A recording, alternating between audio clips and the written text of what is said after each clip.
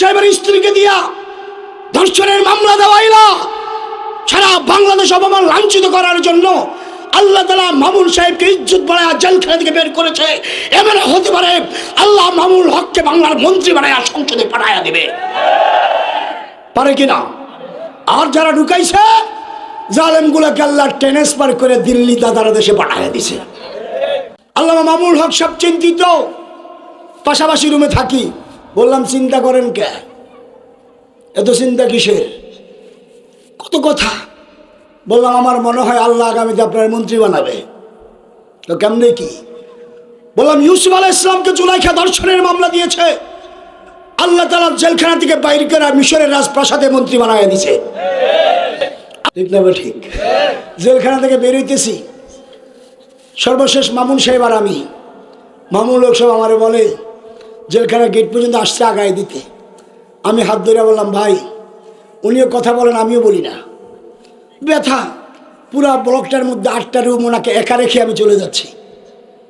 বলতেছি ভাই, যদি জেলখানায় রাষ্ট্রীয় নিয়ম থাকতো যে আপনার পরিবর্তে আমি জেল খাটবো আর আমার পরিবর্তে আপনি মুক্তি পাবেন, আমি তাই করতাম।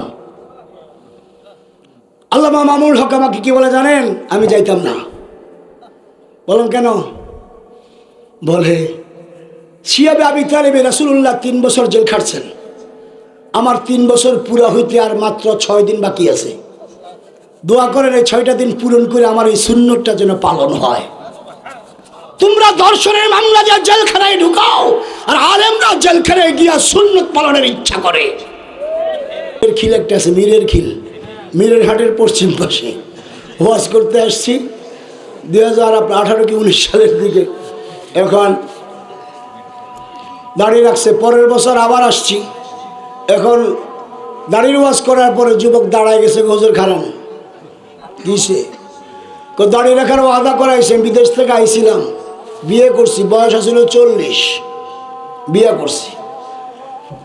ওই সময় দাঁড়িয়ে ছিল না, এখন দাঁড়িয়ে রাখছি। দাঁড়িয়ে রাখার কারণে বউ আমার ডিভোর্স দিয়া মামলা দিছে 2টা, কয় বুড়ার সংসার করুম না। ইয়ে সংসার আমার হুজুর কি করুম? বললাম মিয়া তোমার মামলা 2টা, আমার হলো 23টা, আমার 23টা। এত লাভাও কে মিয়া? দাড়ি পছন্দ করে না, বউ যদি একটা যায় 2টা পাইবা, 2টা গেলে 4টা পাইবা।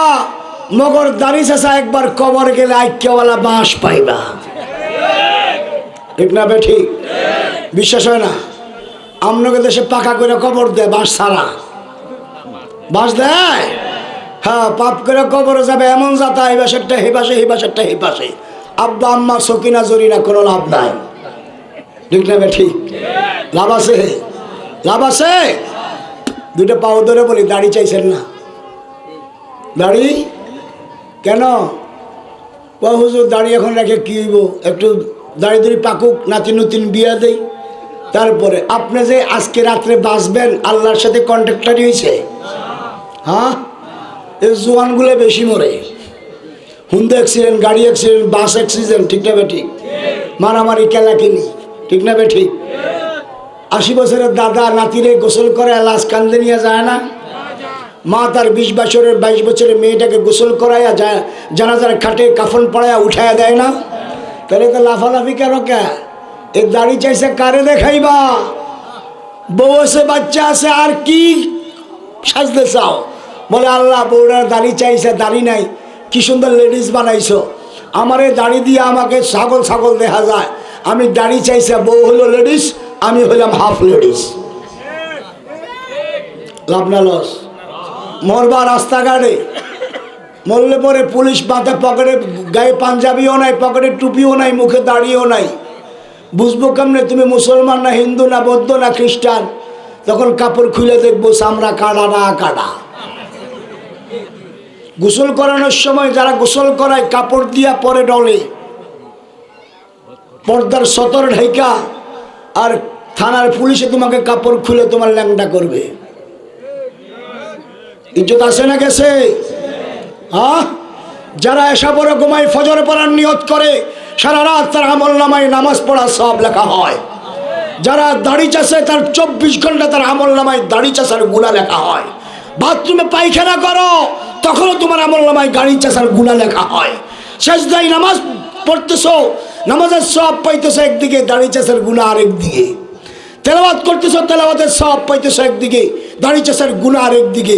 রোজা রাখছো, রোজার সওয়াব পাচ্ছ, দাড়ি চাষার গুনাহ আরেক দিকে। লাভ না লস? লাভ না লস?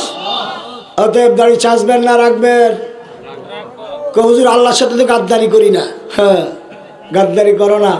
বলো আল্লাহ কি সুন্দর দাড়ি দিছে, মানি না, মুখে বলে না, সেলুনে গিয়া শ্বাস, এটা রাম শাসা দে। রাম শাসা বুঝেন?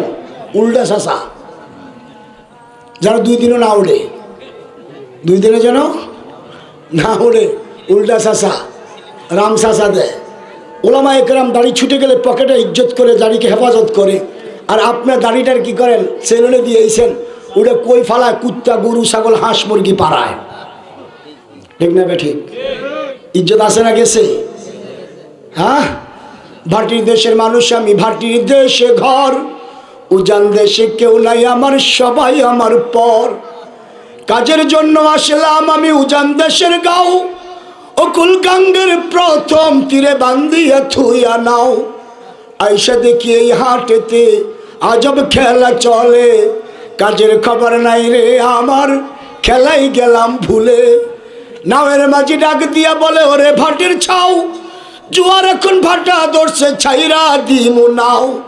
চাইয়া দেখি নদীর পানে সত্যি ভাটার চিন, আজব দেশে মজার স্বপ্ন, দোস্ত দেখবি আর কয়দিন। বাড়ি যাওয়ার সময় হইছে, নাই যে বেশি দেরি, সময় আমার শেষ হয়ে যায়, নাই যে পাড়ের করি। ভাটির দেশের মানুষ আমি, ভাটির দেশে ঘর, উজান দেশে কেউ নাই আমার, সবাই আমার পর। জান্নাত আমার বাড়ি, জান্নাত আমার ঘর, উজান দেশে এই দুনিয়ায় বাবা কেউ নাই, সবাই তোমার পর। মিনহা খালাকনাকুম ওয়া ফিহা নুঈদুকুম ওয়া মিনহা নুখরিজুকুম তারাতান উখরা। মাটি চাপা দিয়ে আসছে, 1 দিন 2 দিন 3 দিন আব্বা আম্মা কাঁদে, এরপরে মুরগি পোলাও রান টানে আর মজা করে করে খায়। বিবি ভুলে যায়, ছেলে মেয়ে ভুলে যায়। স্কুল কলেজ ইউনিভার্সিটিতে ছেলে পড়াইলা, তোমার ছেলে সিগারেটের পুটকি টানে টাইনা আপনার চিরা পাশা চিরা হাড়ু চিরা হাফ প্যান্ট পিন্দা তোমার কবরের পাশ দিয়া যায়। কিরো ফকিন্নের পুত্র পাশা হাড়ু চিরা কে কইটা হলো স্টাইল। এটা কি? আরেকজনের মেয়েকে আরেকজনের বউ লইয়া তোমার কবরের পাশ দিয়া যায়। বাপার কবর, মার কবর, কোনো খবর নাই। কেন থাকবে? তুমি তো তোমার সন্তানকে আদর্শ ছেলে বানাইতে পারো নাই, মেয়েটাকে আদর্শ মেয়ে বানাইতে পারো নাই, যার কারণে এরা তোমার কবরে বাঁশে দেয়। কি দেয়? কি দেয়? আমাদের দেশে আছে শিক্ষিত মেয়ে এনে দাও, শিক্ষিত সমাজ দিব। আমরা বলি শিক্ষিত মেয়ে দিয়ে শিক্ষিত সমাজ পাওয়া যায় না, আদর্শ মা দিয়ে আদর্শ সমাজ পাওয়া যায়। কি মা? আদর্শ মা দিয়ে আদর্শ সমাজ পাওয়া যায়। শিক্ষিত মা স্কুলে পাওয়া যায়, হাই স্কুলে পাওয়া যায়, কলেজে পাওয়া যায়, মেডিকেল কলেজে পাওয়া যায়। স্কুল কলেজ ইউনিভার্সিটি মেডিকেল কলেজগুলোতে বঙ্গবন্ধু পাইবা, জিয়াউর রহমান পাইবা, এরশাদ পাইবা, 3 বারের প্রধানমন্ত্রী খালেদা জিয়া পাইবা, লেডি ফেরাউন হাসিনাকেও পাইবা, নাস্তিক মুরতাদদের গডফাদার গডমাদার তাসলিমা নাসরিনও পাইবা, চোর বাটপার লুচ্চা গালে জালেমদের গডমাদারগুলো ওই স্কুল কলেজ থেকে জন্ম হয়। আদর্শ মা, আদর্শ বোন, আদর্শ স্ত্রী, আদর্শ বাবা, আদর্শ সন্তান তৈরির কারখানার নাম হলো কোরআনের মার্কাজ মাদ্রাসা। যেখান থেকে মুহাম্মদুল্লাহ হাফিজ হুজুরের জন্ম হয়, যেখান থেকে আশরাফ আলী থানবীর জন্ম হয়, যেখান থেকে হুসাইন আহমদ মাদানির জন্ম হয়, আল্লামা শাহ আহমদ শফির জন্ম হয়, জুনায়েদ বাবুনগরী জন্ম হয়, বর্তমান বীর সিপাহ সালার আল্লামা মামুনুল হকের মতো সেনানায়ক তৈরি হয়। আবার হাত উঠান, বলেন আল্লাহ ছেলে হোক মেয়ে হোক মাদ্রাসায় দিয়া কোরআন শিক্ষা দিব ইনশাআল্লাহ। হাত নামান, আল্লাহ কবুল করুক। প্রত্যেকটা মাদ্রাসা হলো আল্লাহর রহমতের টাওয়ার, আল্লাহর রহমতের টাওয়ার। মোবাইল আছে চার্জ ফুল, 500 টাকা ব্যালেন্সও আছে, মগর টাওয়ারে নেটওয়ার্ক নাই। আপনাকে মাদ্রাসায় নেটওয়ার্ক নাই, এই মেম্বার চেয়ারম্যান গুলারে দৈর্য আইন না, এগুলোর বিচার করা আগে দরকার। এ মাদ্রাসায় কি পাওয়া যায়? নেটওয়ার্ক পাওয়া যায় না। এই সন্ধ্যার আগে আসলাম, এখন পর্যন্ত নেটওয়ার্ক পাই নাই। বলে দুনিয়া মনে পাগল হয়ে গেছে গা, বুঝলেন নাই? হ্যাঁ, ও দাঁড়িয়ে চাইছে কইবা যে বউ যাইব গা। আলহামদুলিল্লাহ আমার 3টা, নভেম্বর 21 তারিখে 3 নম্বরটা করছি, 3টা মিলে 4 নম্বর খুঁজতেছে। রিজিক থাকলে এমনি আহে, রিজিক থাকলে এমনি আহে। 2 নম্বর 3 নম্বরে নিয়ে আইসি ও খাগড়াছড়ি শাপলার শহীদের বাসায় থুয়েছি। হাফেজ মাওলানা আমিরুল ইসলাম শাপলার শহীদ এর বাসায় রেখে আইসি 2টারে। বউ এমনি যাইবগা জাগা, যেগুলো নাস্তিক মার্কা দাড়ি পছন্দ করে না, এমন বিবি হলো ঘরের জন্য জাহান্নাম। নেককার কোরআনওয়ালা বিবি হলো ঘরের জন্য জান্নাত, ঘরের জন্য জান্নাত। অতএব স্কুল কলেজ ইউনিভার্সিটিতে ছেলে মেয়ে পড়াইবা, তোমার কবরের পাশ দিয়ে সিগারেটের পুটকি টানতে টানতে যাবে, কবরে সওয়াব না বাস। আর মাদ্রাসা তালেব ইলম পড়াইবা, কবরে দাঁড়ায় কুল হু আল্লাহু আহাদ আল্লাহুস সামাদ লাম ইয়ালিদ ওয়া লাম ইউলাদ ওয়া লাম ইয়াকুল লাহু কুফুয়ান আহাদ।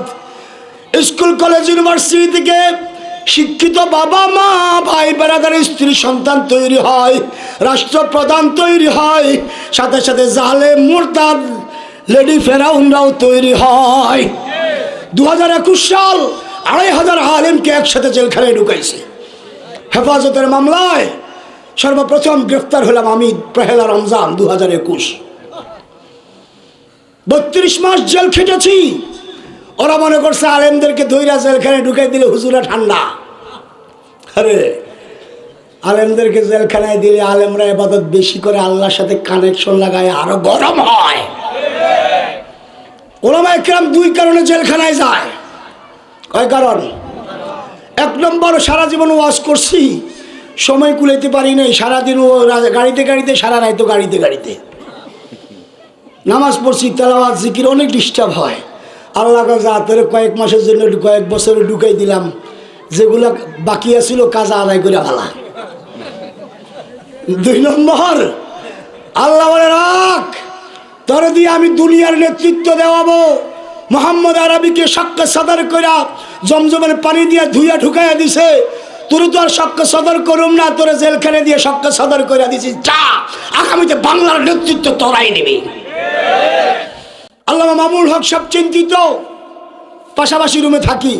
বললাম চিন্তা করেন কে, এত চিন্তা কিসের? কত কথা। বললাম আমার মনে হয় আল্লাহ আগামীতে আপনার মন্ত্রী বানাবে। তো কেমনে কি? বললাম ইউসুফ আলাইহিস সালামকে জুলাইখা ধর্ষণের মামলা দিয়েছে, আল্লাহ তাআলা জেলখানা থেকে বাইরে করে মিশরের রাজপ্রাসাদে মন্ত্রী বানায় দিয়েছে। আল্লামা মামুনুল হক সাহেবের স্ত্রীকে দিয়া ধর্ষণের মামলা দেওয়াইলা, সারা বাংলাদেশ অপমান লাঞ্ছিত করার জন্য আল্লাহ তাআলা মামুন সাহেবকে ইজ্জত বাড়ায় জেলখানা থেকে বের করেছে। এমন হতে পারে আল্লাহ মামুনুল হককে বাংলার মন্ত্রী বানায় সংসদে পাঠাইয়া দিবে, পারে কিনা? আর যারা ঢুকাইছে জালেমগুলোকে আল্লাহ ট্রান্সফার করে দিল্লি দাদারা দেশে পাঠাইয়া দিছে। ঠিক না? ঠিক। জেলখানা থেকে বের হইতেছি, সর্বশেষ মামুন সাহেব আর আমি, মামুনুল হক সাহেব আমারে বলে জেলখানা গেট পর্যন্ত আসছে আগায় দিতে। আমি হাত ধরে বললাম ভাই, উনিও কথা বলেন আমিও বলি না, ব্যথা। পুরা ব্লকটার মধ্যে 8টা রুম ওনাকে একা রেখে আমি চলে যাচ্ছি। বলতেছি ভাই, যদি জেলখানায় রাষ্ট্রীয় নিয়ম থাকতো যে আপনার পরিবর্তে আমি জেল খাটবো আর আমার পরিবর্তে আপনি মুক্তি পাবেন, আমি তাই করতাম। আল্লামা মামুনুল হক আমাকে কি বলে জানেন? আমি যাইতাম না। বললাম কেন? বলে শিয়াবে আবি তালেবে রাসূলুল্লাহ 3 বছর জেল খাটছেন, আমার 3 বছর পুরা হইতে আর মাত্র 6 দিন বাকি আছে। দোয়া করেন এই 6টা দিন পূরণ করে আমার এই সুন্নতটা যেন পালন হয়। তোমরা ধর্ষণের মামলা দিয়ে জেলখানায় ঢুকাও, আর আলেমরা জেলখানায় গিয়া সুন্নত পালনের ইচ্ছা করে।